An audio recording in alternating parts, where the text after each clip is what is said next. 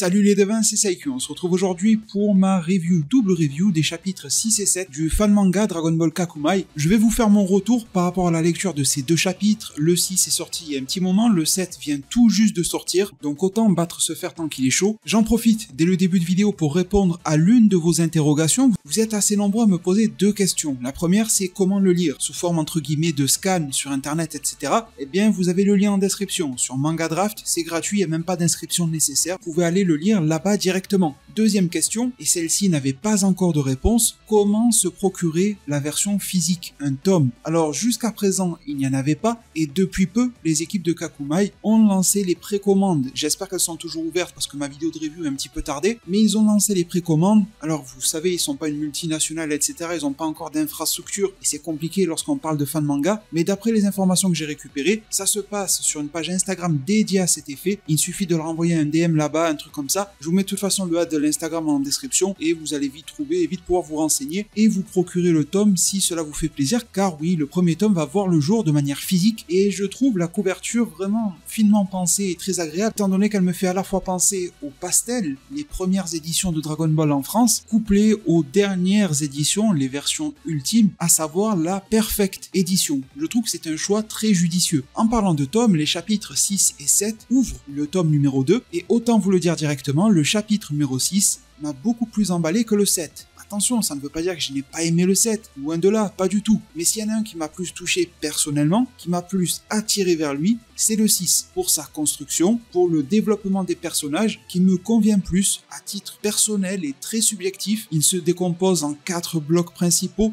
du Vegeta, et par extension la planète Sadara Universis, du Gohan, du Hit et du Frost, qui est pour moi une petite masterclass, et vous avez déjà compris grâce à mes précédentes reviews que j'avais apprécié cette dualité et ce duo formé par Hit et Frost, aussi bien lors de leurs ententes que de leurs mésententes, et les deux gros derniers éléments du chapitre sont du côté de Gohan / Pride Troopers et de C-17 un petit peu pour clôturer. Et j'ai trouvé vraiment que l'intégralité du chapitre était sincèrement réussie. Alors pour rebondir sur mes précédents propos par rapport à la transformation en SCJ Blue de Vegeta que je trouvais prématuré. Alors oui, j'ai compris, le propos c'est même écrit dès le titre, c'est la question de la légitimité. Légitimité de Vegeta à pouvoir agir tel qu'il le fait dans les terres de la planète Sadara Universis. Alors j'ai bien saisi ce propos-là, ça sera malgré tout pour moi le seul bémol de ce chapitre et qui vient connecter avec les bémols à mes yeux des chapitres précédents, l'écriture de Vegeta, sa précipitation à utiliser du SCJ Blue qu'on va retrouver ensuite lorsque je vais vous parler du chapitre 7 qui a tendance pour le moment à me déranger. Alors est-ce que le propos, l'explication en tout cas autour de ce propos est clôturée vis-à-vis de la notion de légitimité, ou alors est-ce que le scénario de Kakumai veut nous amener vers autre chose, car Vegeta il tient vraiment à s'entraîner en utilisant des transformations maximales.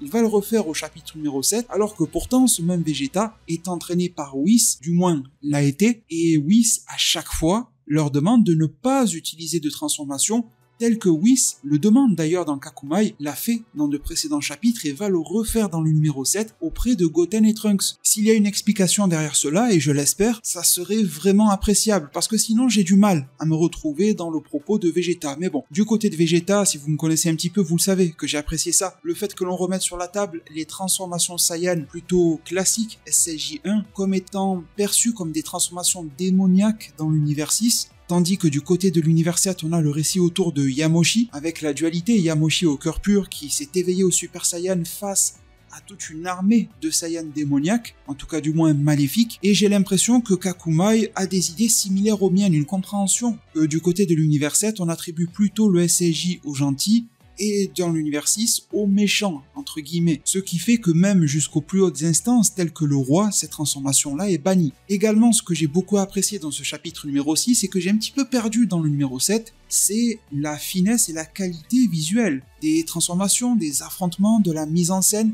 de la lisibilité, le storyboard que j'ai trouvé plus efficace, plus frappant, plus marquant dans le chapitre numéro 6, plus intuitif en fait que dans le 7 qui tente à se complexifier un petit peu, à rajouter des cases là où je me dis qu'il n'y en aurait pas forcément besoin. À titre personnel, s'il fallait garder une direction entre le chapitre 6 et le 7 pour l'avenir de Kakumai en matière de présentation générale, je pense que le 6 fait bien meilleur office fils. Mais bon, ça ce sont les équipes de Kakumai qui décideront. Alors une fois que Vegeta va tenter d'apprendre à ses Saiyans ce que cela fait d'être faible pour éveiller quelque chose en eux pour qu'ils ne désirent plus l'être, et donc s'entraîner vers de nouveaux horizons pour se préparer à cette fameuse guerre multiverselle, on va transiter vers Hit et Frost. Juste avant cela, je me pose tout de même une question, qu'en était-il de ces êtres-là au tournoi du pouvoir, le roi est compris, et de tous ces Saiyans qui sont visiblement capables de se transformer en SAJ. Qu'en est-il également du fait que Kiabe, Caulifla ou encore Kale étaient que très peu familiers avec ces notions de transformation SAJ, alors que visiblement sur leur planète, je ne vais pas dire que ça grouillait de Super Saiyan, mais quand même il y en avait quelques-uns,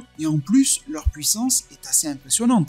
Même si Vegeta démontre de sa supériorité, Vegeta doit aussi se retenir je pense, quand même ils se font pas rouler dessus en mode one shot face à un Vegeta Blue. Bon, en tout cas, concernant ma partie sûrement favorite de ce chapitre, peut-être ma partie favorite de Kakumai, je ne sais pas, je ne vais pas aller jusque-là, mais en tout cas dans ce chapitre 6, c'est le cas, Hit et Frost, une vraie réussite sur ces plans-là, on explore de nouveaux lieux, on explore l'univers, on y voit de nouveaux êtres, de nouvelles menaces très secondaires mais intéressantes à appréhender, on y voit Hit en train d'exercer sa fonction d'assassin, Frost qui l'accompagne dans cette démarche-là, mais vous connaissez les entre guillemets démons du froid, ils en manquent pas une pour tenter de trahir son allié, même son allié le plus proche, et d'ailleurs mention spéciale au design de cet être-là que je trouve réussi. Aussi, on va en discuter un petit peu plus tard. Je trouve que Kakumai pêche parfois sur l'apport de nouveaux chara-design. Lorsqu'il s'agit de reprendre ceux déjà connus de Dragon Ball, de tenter de les sublimer, franchement c'est réussi. Lorsqu'il est question d'ancrer, d'en apporter de nouveaux, et on sent que aussi bien les inspirations que techniquement le trait qui leur est apporté peut avoir tendance à faiblir. Mais sur cet ennemi-là, qui fait face à Hit et Frost, je trouve que c'est réussi. Il me fait à la fois penser à la race de Freezer, mais aussi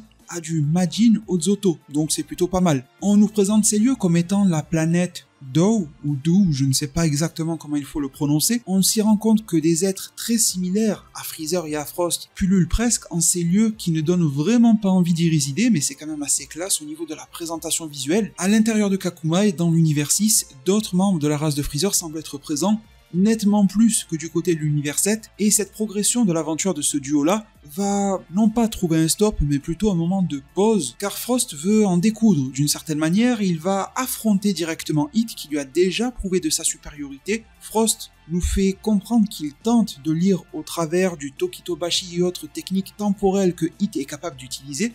Il veut percer le secret de cette technique-là, et pense que lorsque cela sera fait, il aura le dessus sur Hit. Alors je me demande si ce n'est pas trop prématuré de la part de Frost. Est-ce que son plan peut clairement venir à bout? Et le chapitre 7 me démontre un petit peu clairement, Frost se surestime, mais on ne sait jamais. Il me semble qu'il va un petit peu trop vite en besogne et qu'il avait déjà eu la preuve que Hit avait amplement le dessus sur lui, aussi bien en tant que stratège que de combattant pur et dur. Alors bon, est-ce une action plutôt désespérée et perdue d'avance de la part de Frost, ou y a-t-il quelque chose qui pourrait venir surprendre son adversaire? Et on a déjà vu par exemple Freezer tirer son épingle du jeu, même lorsque ce dernier était à son désavantage. Parfois la malice peut payer assez généreusement. Alors petite interlude dans ce chapitre avant d'en arriver à son terme, avec le Daishinkan, qui n'est pas un des gros morceaux du chapitre, mais on a quelques nouvelles à son sujet. On voit qu'il est en pleine bataille interne d'une certaine manière pour pouvoir retenir tout ce beau monde, ou ce mauvais monde, Ange, Akaishin, qui ont plutôt mal tourné a priori, jusqu'à ce que la guerre multiverselle éclate. On comprend que les rois Zeno vont être prévenus, et au final le Daishinkan ne peut plus empêcher que cela arrive, et on remarque que dans l'univers de Kakumai, malgré leur proximité et leur ressemblance physique avec Zeno, les gardes de ce dernier sont plutôt ralliés à la tâche du Daishinkan qu'à Zeno lui-même. C'est un choix qui se respecte, mais on peut se questionner à ce sujet-là étant donné que ces derniers ont pour mission d'être directement rattachés à Zeno. Ils sont directement à sa solde. Il y a même beaucoup de théories, et ça ne reste que des théories qui estiment que Zeno les a créées lui-même à sa propre image. Une image bien sûr bien plus adaptée au combat. Alors du côté de Gohan, on va se retrouver encore une fois chez Vermouth. J'aime beaucoup ces différents lieux, univers qui nous sont montrés au sein même d'un même chapitre. On peut voyager en fait à l'intérieur du monde de Dragon Ball. On passe d'une nouvelle planète au lieu de résidence du Daishinkan, auparavant sur la planète Sadara Univers 6, et là on arrive sur la planète de Vermouth dont le design est fièrement respecté par rapport au manga originel Dragon Ball. Donc en fait quand Kakumai doit et peut inventer, il le fait, mais quand il peut reprendre des appuis et des acquis de DBS, il le fait aussi. C'est plutôt intéressant. La passation et la transmission de pouvoir de Dieu de la Destruction a été faite de Vermouth jusqu'à Toppo. Ça a été fait de manière plutôt prématurée, et ça a fonctionné plutôt bien d'ailleurs. car même si ce chapitre-là va nous faire penser que Vermouth est potentiellement mort, on va déjà avoir des indices sur le fait qu'il a survécu à cette transmission de pouvoir. Malgré le fait que son temps semblait être écoulé, il a encore quelques mots à dire et pourrait d'une manière ou d'une autre s'avérer être utile durant la guerre finale. Alors je me demande si ça sera pas son barreau d'honneur. Quand on voit à quel point il a pris cher, on voit comme il est tout sec, je pense que la guerre multiverselle pourrait avoir raison de lui, mais en même temps, ça me semblerait logique qu'il parte à ce moment-là. Toppo est là en tant que successeur, il aurait peut-être même déjà dû mourir lors de ce nouveau rituel, donc autant peut-être pour lui partir lors de la grande bataille pour que la nouvelle génération puisse s'épanouir. Ce que j'ai beaucoup apprécié aussi dans ce chapitre-là, c'est Gohan. Gohan avec lequel je pouvais avoir du mal franchement dans les débuts de Kakumai, alors autant je validais totalement le parti qui était pris de faire un Gohan à la fois dans sa science, mais à la fois dans le combat. Un Gohan qui, du moins, allait essayer de mixer, de combiner les deux. Et je pense que Dragon Ball Super, par exemple le film Super Héros, devrait prendre de la graine vis-à-vis de ça, car le personnage de Gohan n'a pas forcément besoin d'être totalement cantonné à la science, ni d'assumer un rôle fanservice total 100% dans le combat. Un équilibre peut être apporté à son écriture. J'ai donc plus reconnu ici Gohan, aussi bien sur ses airs de visage, sur sa manière de s'exprimer, sa politesse. Il a besoin de devenir un Pride Trooper, s'il nous explique pas ni vraiment ni comment, etc. Jiren va alors lui proposer de passer une sorte de test. Je me suis questionné, je vous avoue, par rapport à ça. Gohan a quand même fait ses preuves durant le tournoi du pouvoir. On sait de quoi il est capable ou non. Alors, les Pride Troopers n'avaient peut-être pas un œil vraiment posé sur lui, mais quand même, il en a affronté certains, etc. Bon, après, ça dépend si on prend un anime manga, c'est pas vraiment pareil, mais ils l'ont vu à l'œuvre. Ils savent de quel univers il vient, l'univers gagnant. Et ils savent de qui, en plus, il est le fils, Son Goku. Donc je ne pense pas que Gohan devrait les intégrer purement par piston, mais quand même, il a un petit peu fait ses preuves à mon sens, et lui demander d'en démontrer de nouvelles, c'est peut-être un petit peu forcé. À la limite, j'ai un petit peu été dérangé par le fait que ça soit juste la question de sa légitimité, pour reprendre le titre du chapitre, qui soit remise en cause ici, et non pas le fait qu'il vienne d'un autre univers, qu'il débarque comme ça, comme une fleur, en mode « ouais, recrutez-moi ». Enfin bon, t'es qui, tu viens d'où? On t'a vu au tournoi, mais t'es pas de chez nous, vous voyez ce que je veux dire? Les Pride Troopers, c'est un petit cercle assez fermé, ils se connaissent tous, c'est presque un truc traditionnel, quasi artisanal en matière de protection de l'univers 11, et j'ai pas l'impression que le premier venu, aussi compétent soit-il, pourrait les rejoindre. Il y a une notion d'affinité, de cohésion, pourquoi pas de validation par le Hakaishin aussi, bon là vous me direz maintenant c'est Toppo, mais tout ce beau monde on va en reparler durant le chapitre 7 pour se parler ici du cas de C17. C17 qui est sur son île avec, je trouve, une très belle conclusion de chapitre. Je vais vous le dire directement, le bémol pour moi dans cette fin de chapitre, c'est la famille de C17 au niveau du chara-design. J'apprécie et je valide totalement le fait que sa famille soit montrée, présente, sa femme, ses enfants, etc. Ça correspond aux interviews d'Akira Toriyama qui ont ensuite été reprises et intégrées à l'anime et manga DBS. Il n'y a aucun souci, au contraire, j'accueille vraiment cela bras ouverts, mais ça me permet de rebondir avec ce que je disais il y a quelques minutes. Lorsque Kakumai nous apporte de nouveaux designs, peut-être que ça évoluera en bien, je l'espère à la suite, pour le moment ce n'est à mon sens pas totalement réussi. Je sens des imprécisions, je sens que ça se cherche, et que ça n'a pas fini par se trouver pour le moment, et que l'on ne déboule pas sur des chara-design inédits, qui vraiment pourraient être à 100% intégrés à Dragon Ball Super par exemple, ou à un fan manga en tout cas, qui se veut comme une extension à Dragon Ball Super. Mais en tout cas, ce Kakumai va faire quelque chose que le tournoi du pouvoir n'a pas fait ou n'a pas eu le temps de faire, un rapprochement entre les personnages robotisés, cyborgs et autres de l'univers 3 vis-à-vis du gagnant du tournoi du pouvoir, à savoir C17. Et ce, par le biais de Paparoni qui se retrouve dans l'univers 7. Alors je n'ai pas tout compris au comment du pourquoi il a pu atterrir ici dans l'univers 7. Je rappelle que peu de monde peut accéder à cela, c'est soit en utilisant un cube, ou alors un Kaikai de Kaioshin, en voyageant avec un ange et ce genre de choses. Il semble qu'il a une espèce d'œuf, de robot en tout cas en forme d'œuf, qu'il a transporté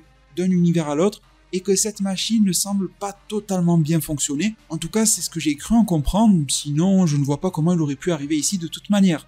En tout cas, il est arrivé clairement à bon port, il est sur l'île de C17. On ne perd pas de temps, et tant mieux. Si j'ai apprécié ce passage-là, c'est parce qu'on exploite vraiment bien, je trouve, les traits, et ce, sans les caricaturer, des deux personnages. Paparoni, de l'univers 3, qui gère toute une équipe de robots qui en crée, jusqu'à, nous dira-t-il, créer un robot sur la base de l'ADN du Kaioshin de son univers, donc sur la base du Kaioshin nommé Ea, mais ça ne va pas se résoudre en une poignée de main. C17 va être fidèle à lui-même lorsque Goku est venu le démarcher pour aller au tournoi du pouvoir.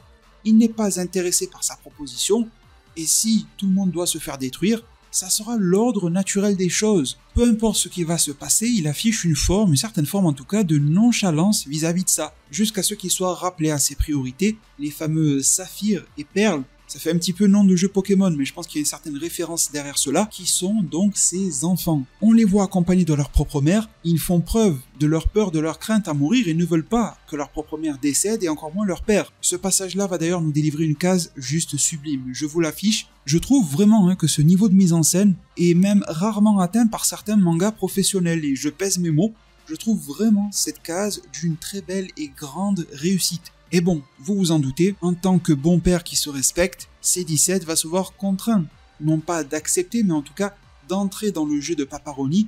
Il sait que ses capacités sont plutôt intéressantes, mais qu'elles sont loin de pouvoir être efficaces face à des divinités, ce genre de choses, et donc il va devoir une nouvelle fois dans sa vie se rapprocher d'un vieil homme / savant fou, sauf que cette fois-ci il vient d'un autre univers, avec des intentions plus ou moins connues, et à la vue de son regard en fin de chapitre, il me semble qu'elles ne sont peut-être pas toutes bonnes, et derrière en tout cas ça pourrait donner des évolutions en matière de pouvoir à C17 intéressantes. Si ce Paparoni est capable de créer un robot sur la base de l'ADN de son Kaioshin, possiblement donc de manipuler du ki divin, ça pourrait être le moment d'insuffler de l'énergie divine dans C17, et si Paparoni greffe ses travaux en tout cas à ceux du docteur Gero, Gero a fait en sorte que l'énergie puisse circuler de manière illimitée en C17. Alors si de l'énergie de type divine pouvait circuler de manière infinie en C17, je pense que ça pourrait être déjà une belle avancée pour lui en matière de power-up. Alors nous arrivons au terme, non pas de cette review, mais au terme de ce chapitre numéro 6, celui que j'ai préféré d'entre les deux.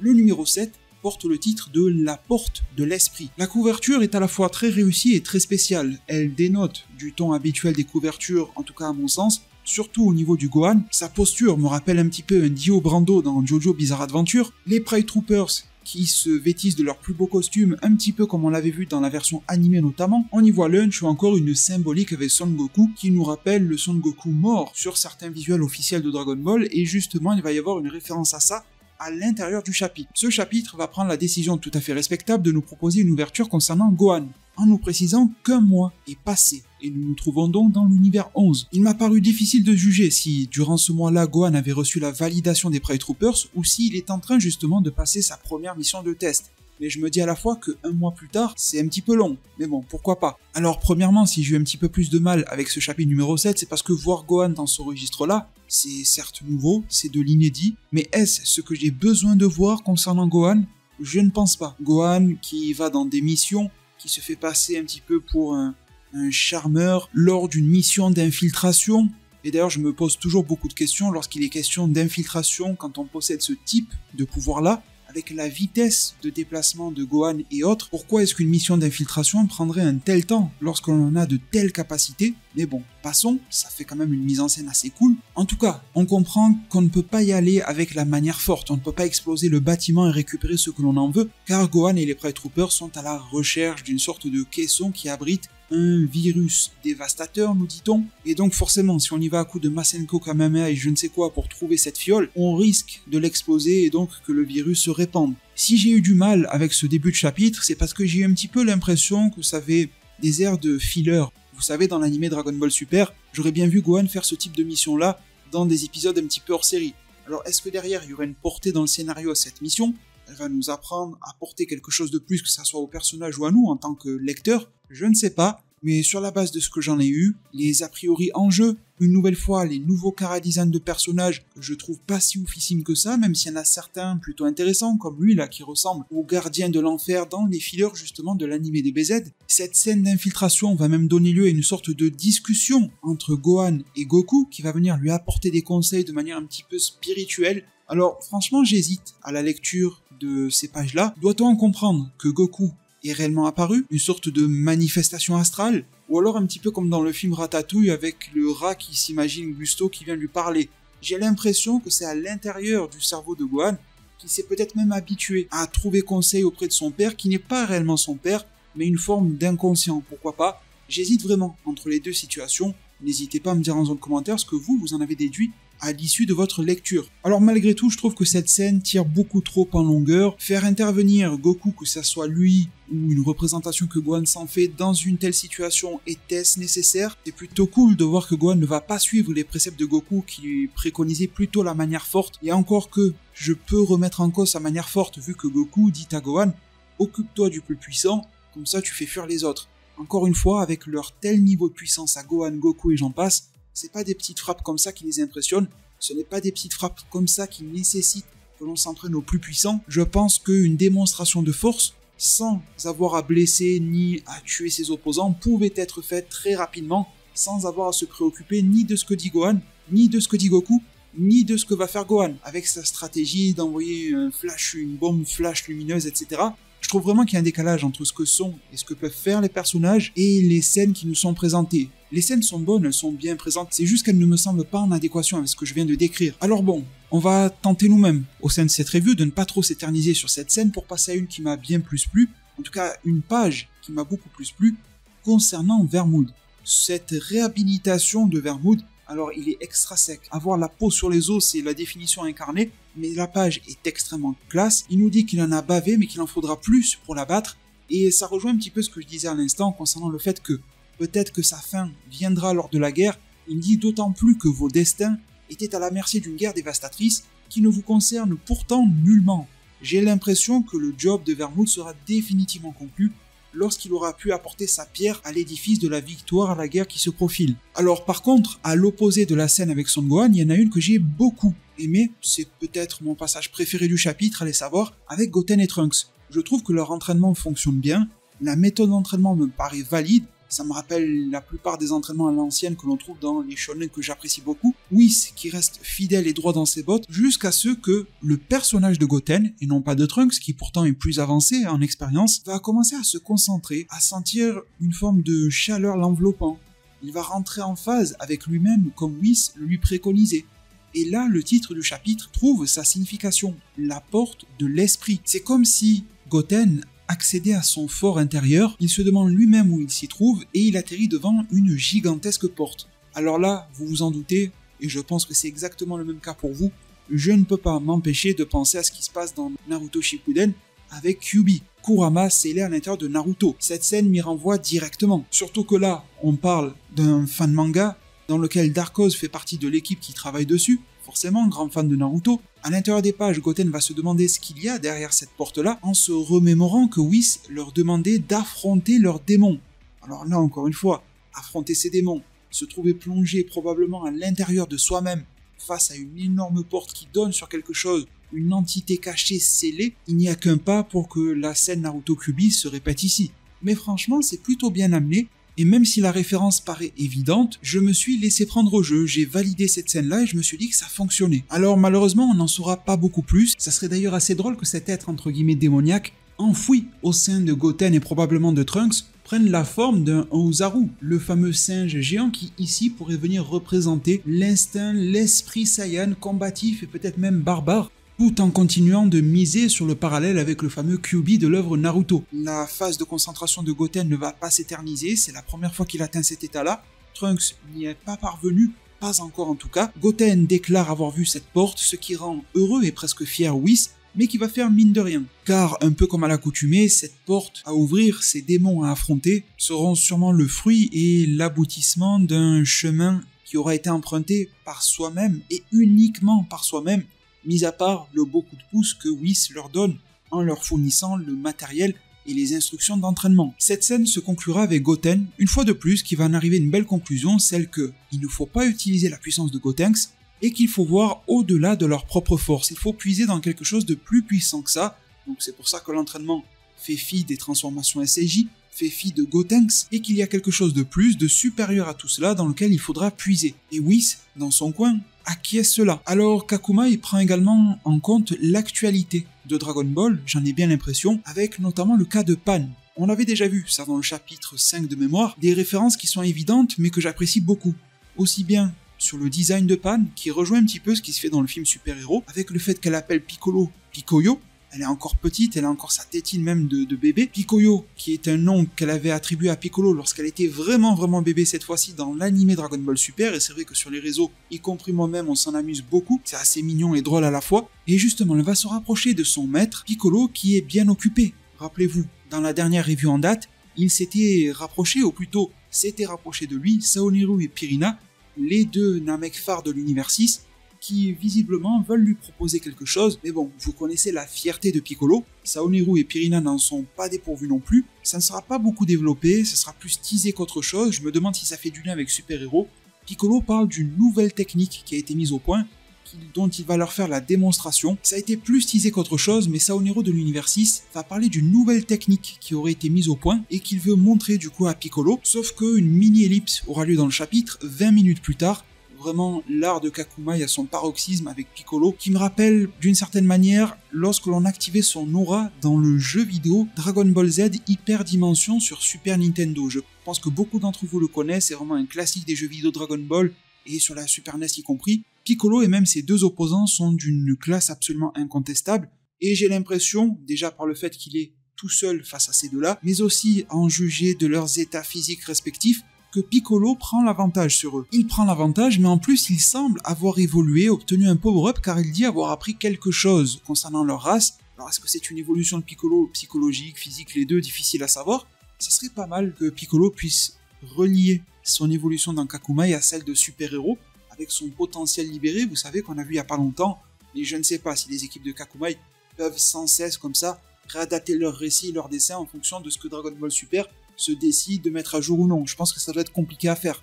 En tout cas, je trouve qu'on évolue bien sur la thématique Namek, la thématique donc Piccolo, Saoniru, Pirina. On aurait pu rester de ce côté-là. Pan vient d'ailleurs rendre la situation un petit peu plus piquante aussi. Elle me rappelle beaucoup la phase d'entraînement dans l'anime Dragon Ball Z de préparation Piccolo, Goku et le petit Gohan enfant vis-à-vis de l'arrivée des cyborgs. Il y avait un épisode, une scène dans laquelle ils se regardent tous en entraînement avec des sourires. L'entraînement est dur, mais pourtant, on sent qu'ils apprécient ça. Et Gohan va venir se mixer à leurs entraînements. Il y avait un petit côté badass qui ressortait de la scène, et je trouve qu'on peut le retrouver un petit peu ici. Aussi bien sur les regards de Piccolo, de Pan, des deux autres Namek, ça fonctionne bien. En tout cas, on va arrêter de se projeter en avant dans le temps, on va revenir un petit peu en arrière, un mois plus tôt. Pourquoi un mois plus tôt? Tout simplement car on nous avait laissé sur notre faim concernant Hit et Frost. Une autre scène que j'apprécie beaucoup aussi. Un combat plutôt dantesque va se livrer entre Hit et Frost. On ressent vraiment les impacts, on ressent la puissance des techniques. Comme quoi, petite référence à Dragon Ball Super, il n'y a pas besoin d'avoir les plus puissants de l'univers pour avoir des combats impactants. Sauf que bon, deux points me laissent un petit peu sur le côté. Le premier, c'est le caractère un petit peu aléatoire des visuels. Regardez cette page. Elle est sublime. Regardez celle-ci. Il me semble qu'elle est beaucoup moins bien aboutie techniquement. Alors que pourtant, on sent qu'au niveau mise en scène, ils essaient de frapper fort. Ils veulent vraiment attirer nos regards sur ce plan-là. Et je le trouve pourtant beaucoup moins abouti que d'autres pages de ce même chapitre. Est-ce une question de manque de temps? Est-ce une question de volonté? Mais je ne pense pas que ça soit la volonté, car comme je viens de le souligner, une emphase sur la mise en scène, avec les onomatopées par exemple, avec la gestion de l'éclairage, avec la manière dont les visuels sont contrastés, que vraiment ils ont voulu mettre la max ici, mais j'ai pas l'impression que ça ressorte. Si on regarde le Frost et le Hit ici, ils paraissent comme inachevés. Ce qui n'est pas le cas, je le répète encore une fois, dans d'autres pages de ce même chapitre de Kakumai en général. Là où je m'interroge aussi, c'est une interrogation que j'avais déjà par rapport au chapitre 6. Quel est le plan de Frost? Pour reprendre le titre du numéro 6, sa légitimité à faire cela face à Hit. Ne devrait-il pas se la fermer un petit peu, rester tranquille, faire profil bas, et suivre Hit tranquillement jusqu'à ce qu'il ait une réelle opportunité, car là il est en train de se faire découper. Jambes, bras, d'ailleurs, par exemple cette page où il se fait découper la jambe, je la trouve vraiment très réussie. Ce que j'ai du mal à comprendre avec ce Frost, c'est qu'il a joué avec le feu une fois, il s'est déjà plus que brûlé, et 5 minutes plus tard, je parodie, je tire un petit peu le trait, mais juste après, il tente à nouveau de jouer avec ce même feu, et est en train de se faire carboniser. Quelle est la logique de Frost, si ce n'est peut-être une part de bêtise en lui? Alors le chapitre va se clôturer avec le deuxième passage que j'ai beaucoup apprécié. Vraiment pour moi les deux moments forts seront Goten Trunks et les Saiyans à la fin du chapitre. Un Vegeta que je retrouve beaucoup plus dans son écriture, avec sa fierté d'entraîner les Saiyans de l'univers 6, avec sa transmission de savoir, mais sans non plus être le pote de tout le monde. Il se fait respecter, il garde quand même ses grands airs, sans forcément être dans l'irrespect total, il n'est pas non plus en train d'éclater les têtes à tout le monde. Il y a un juste équilibre en fin de chapitre numéro 7 que j'apprécie. Juste équilibre que Broly, oui Broly, le cas de Broly est remis en avant, va devoir trouver.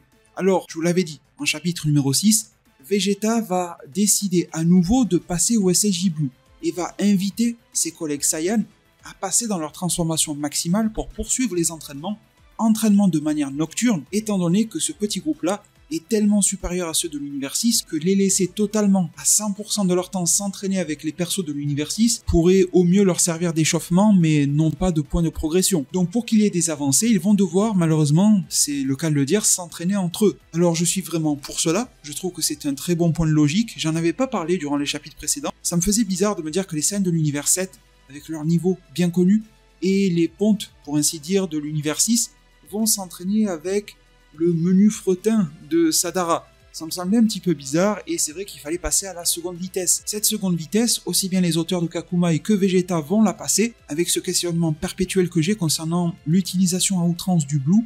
Est-ce que c'est pour les familiariser au Ki divin, tout comme lui, Vegeta semble l'avoir été à force de côtoyer les Ki divins de Beerus, de Whis, de Goku? Est-ce que Vegeta veut appliquer le bien connu dicton « un mal pour un bien » ?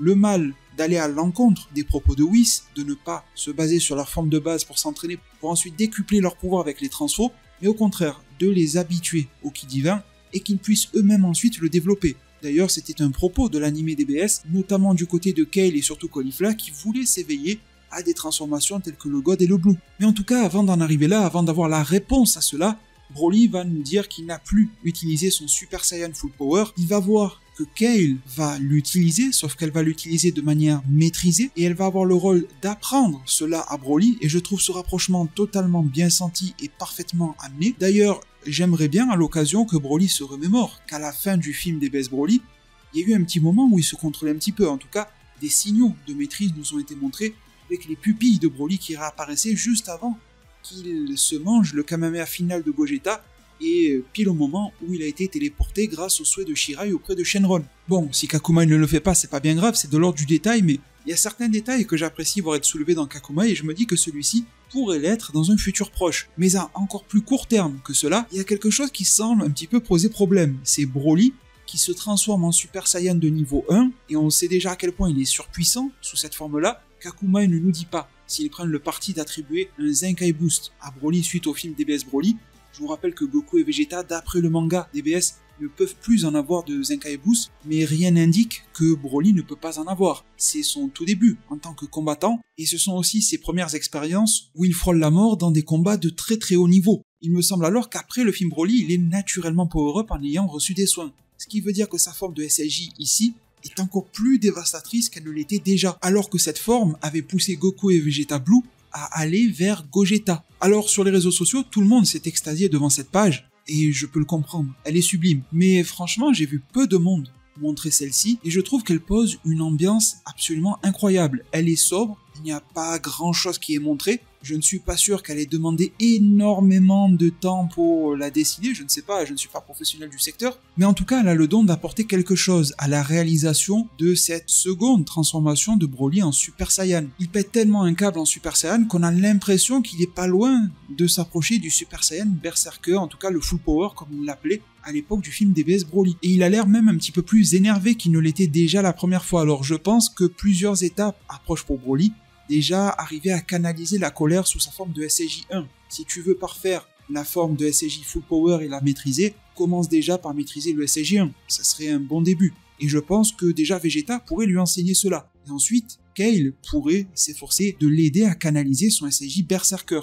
Alors petite théorie en fin de vidéo, vu que le Super Saiyan SSJ1 notamment est vu comme démoniaque dans l'univers 6, mais vu les têtes de fou que tape Broly dans ses dernières pages, aussi bien lorsqu'il transite par le Hikari que lorsqu'il se transforme, elle me semble un petit peu prématurée.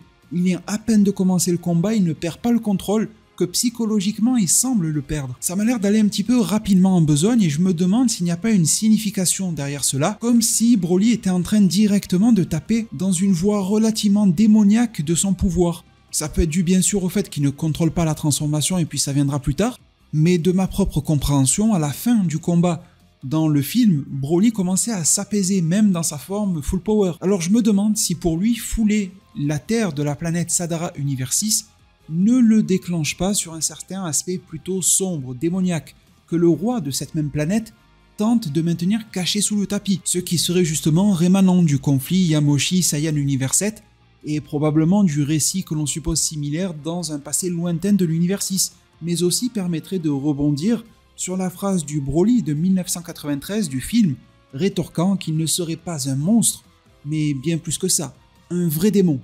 Alors tout cela, le chapitre 8 devrait nous y répondre. Mais très cher devant, on en arrive au terme de cette double review, chapitre 6 et 7, début du tome 2 de Dragon Ball Kakumai. Je vous le répète, le lien ou l'arrobase, on verra bien ce que je trouve, de leur page Instagram est en description si vous voulez passer à la commande du tome numéro 1. Le lien de lecture gratuit sur Manga Draft est également disponible, n'hésitez pas à vous faire plaisir et à soutenir. J'espère que l'ensemble des nuances que j'aurai modestement apportées à mon analyse de ces deux chapitres aura pu vous plaire et vous donner l'envie de continuer la réflexion, pourquoi pas en zone commentaire. Je serai là pour vous y lire tous, sans exception, pour vous répondre un maximum qu'il m'est possible. Vraiment, un grand merci pour tout, n'hésitez pas à vous abonner, à activer la cloche, à mettre un maximum de pouces levés. Merci vraiment encore une fois pour tout, prenez tous extrêmement bien soin de votre futur, et à plus pour de prochains arts divinatoires.